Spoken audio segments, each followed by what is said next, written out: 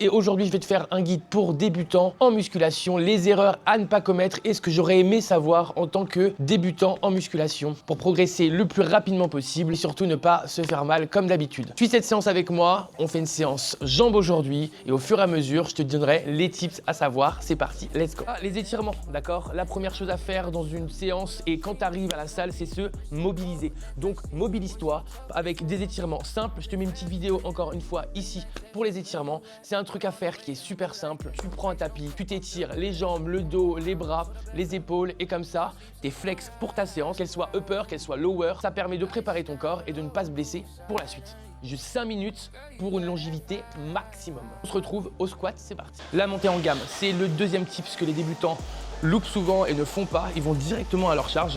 Par exemple là, moi, j'ai 100 kg. On va devoir monter en gamme, donc faire un 0%, donc 20%, donc avec une barre à vide, puis 40% avec 3 reps, 60% avec 3 reps, 80% avec 3 reps, et après, boum, je suis à 100%, je suis sur mon 10 RM, 5 RM, 15 RM, ce que vous voulez, et je peux enfin travailler en sécurité. Faites attention, faites des montées en gamme, surtout sur votre premier exercice, bien évidemment. Si vous avez une séance jambes, bah, vous me faites une montée en gamme sur le premier exercice, et derrière, vous n'avez plus qu'à dérouler, vous n'avez plus besoin de faire votre montée. Salam alaikum.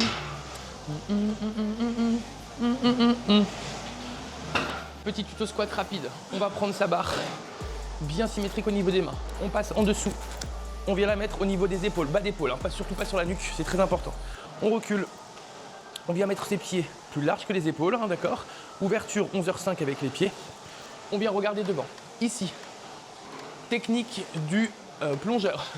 On va venir inspirer et imaginer qu'en fait, on va plonger sous l'eau, d'accord? Donc on inspire, on serre le ventre, on serre le dos, on plonge sous l'eau en retenant sa respiration. Et je peux souffler lorsque je sors de l'eau, d'accord? Donc on répète, on plonge. Super. Au niveau du squat aussi, on va venir faire attention à son excentrique, hein, prendre le temps de descendre, ne pas chuter. Donc pareil, j'inspire, je bloque, je descends gentiment. 1, 2, 3, je n'attends pas en bas, boum, et je remonte, ok? Encore une fois, pareil, j'inspire, je bloque. Et je reviens. Dernier tips. Le dernier tip, c'est de bien commencer avec les fesses, hein, qui vont engager le mouvement. J'inspire, j'engage le mouvement vers l'arrière avec mes fesses. Et je repose.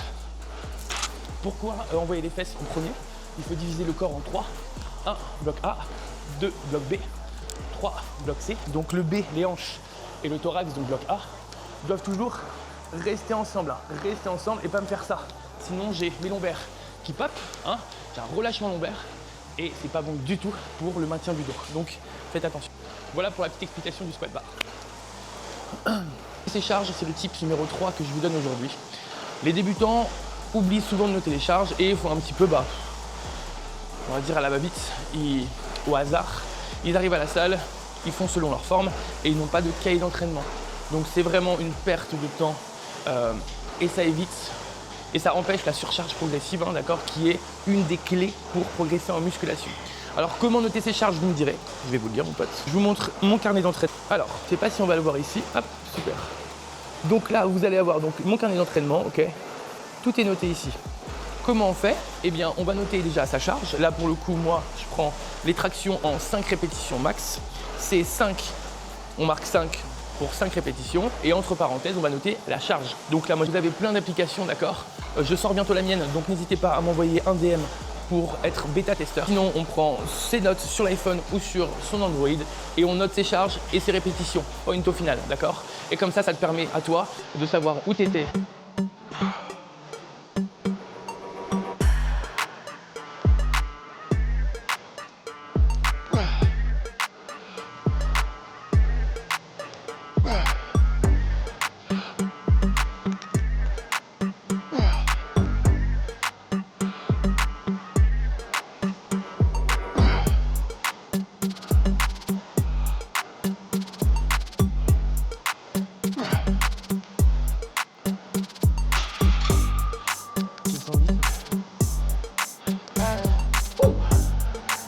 Je vais dire celle-ci.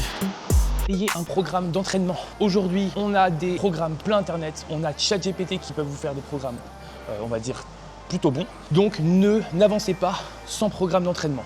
Mais, il y a un mais, prenez un coach pour vous regarder, pour regarder vos mouvements, pour vous apprendre les mouvements. Ça va vous éviter de vous blesser, ça va éviter aussi d'avoir des mauvaises postures et d'avoir des mauvais réflexes au niveau des mouvements et surtout de perdre du temps en fait. Le programme c'est bien, mais de se faire coacher et de se faire regarder, d'avoir du feedback sur les mouvements que vous faites, c'est mieux, d'accord? Donc vraiment, prenez un programme comme vous voulez, mais prenez au moins un coach 1 heure dans vos salles pour vous coacher sur les mouvements que vous avez dans ce programme, ok? Aujourd'hui, vous avez quand même des coachs dans vos salles, vous avez juste à demander, vous n'avez pas besoin de payer pour avoir un coach. Après, si vous voulez payer et si vous voulez avoir un coach en ligne ou un coach en physique, n'hésitez pas, ok? C'est comme avoir un coach de tennis, entre guillemets, on en a besoin pour progresser plus vite. N'avancez pas sans programme et surtout, faites-vous conseiller par un coach par rapport à vos mouvements. Voilà, c'est tout. Comme dans tout sport en fait, hein, c'est pas plus difficile. Lift, jambes tendues. Alors, on vient se positionner les pieds, largeur de hanche. On vient mettre les haltères devant, on ouvre la posture à mort. On pousse les fesses très loin derrière en ouvrant la poitrine et en poussant loin derrière. On va sentir ces ischios qui se tendent. Je reviens. Hein, le plus important, c'est vraiment d'ouvrir la posture, de serrer le ventre. Les haltères vont glisser sur les cuisses. On descend, on pousse les fesses loin derrière. Et je remonte. Encore, on sent bien que l'ischio est un élastique, il se tend. Et je remonte. Les erreurs que je peux voir, c'est venir relâcher les épaules et descendre trop bas. Donc ce qui va faire que le dos va être courbé, arrondi. Voilà pour le deadlift jambes tendues. Juste faites attention à ces 2 erreurs. N'allez pas trop loin. Et belle posture à chaque fois, on ouvre la posture. Conseil numéro 5, votre alimentation. C'est le conseil pour votre progression. 70% c'est l'alimentation, ok? Oui, il y a le travail musculaire, mais l'alimentation reste le numéro 1. Donc aujourd'hui vous avez des applications aussi, encore une fois, Fitato, MyFitnessPal, Yazoo, etc. Bref, il y en a des milliers où vous pouvez calculer vos calories. Donc les règles sont simples, 2 grammes par poids de corps, en réalité entre 1,6 et 2,2 pour être exact. Tout dépend si vous êtes en sèche ou en prise de masse. Au niveau des lipides, moi je dis souvent basique, 1 gramme par poids de corps. Je vise plutôt 0,8, mais prenez le basique. Et pour les glucides, c'est le reste, ok? Ne surestimez pas vos calories non plus. Aujourd'hui, on est quand même dans un monde sédentaire où on n'a plus du tout les mêmes dépenses caloriques qu'avant. Donc ne surestimez pas vos calories. Essayez, vous faites des paliers de 2 semaines. Vous essayez genre 2003, 2004. Si vous gagnez du poids ou si vous perdez du poids, et vous vous arrangez au fur et à mesure. Vous avez des calculateurs de calories aussi, il y en a plein sur internet et les applications le font très bien. Donc voilà, faites attention à ça. Calculez vos calories, mesurez, pesez-vous 1 fois par semaine, je dis, ou 1 fois toutes les 2 semaines pour ceux qui n'aiment pas la balance, c'est pas grave, mais au moins ayez des datas pour suivre votre évolution. Voilà pour le petit conseil sur la nutrition. Bien choisir son programme.